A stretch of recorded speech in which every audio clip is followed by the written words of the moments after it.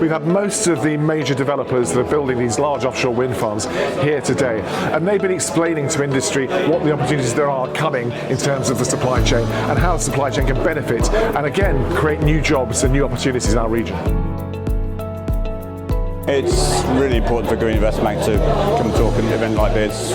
We don't tend to see the supply chain as much as we should. The supply chain and the actual fuel that makes this all gel together. So very, very important for us to actually get to that level, if you like, in terms of talking to the sector. It's absolutely essential that we celebrate what offshore wind is bringing to our region.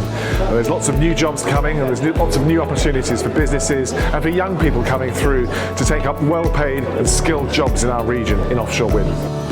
Yeah, it's great to see we've had a number of students and young people here today from Lowestoft College, Yarmouth College, University of East Anglia and wider as well.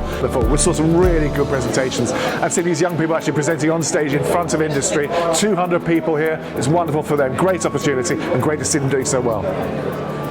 It's always good to get your name out there and to stand in front of people rather than just sending an email. I'm really interested in kind of the development side of renewable energy, and wind energy is such a big thing in this area.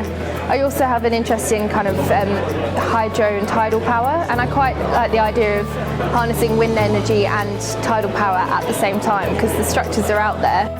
I think maybe something slightly different but still focusing on offshore wind as well. I think tidal power, the sea's right there, we might as well, we're using it to hold our turbines for wind, we can use it for something else as well. We've been with EGA since about 2005, so we're one of the early success stories of EGA. We often exhibit with EGA and we've been part of their Innovation Awards ceremonies as well. It's really important for us to be part of events like this, to show our face and to be part of the networking events that take part here. We're working within the industry, and so it's very important for us to also know the timescales of projects that are going on at the moment and future projects as well. But it was great to just be able to share my experience with the internship programme with people and really get up some support for it and more people who are looking to get involved in the future, really.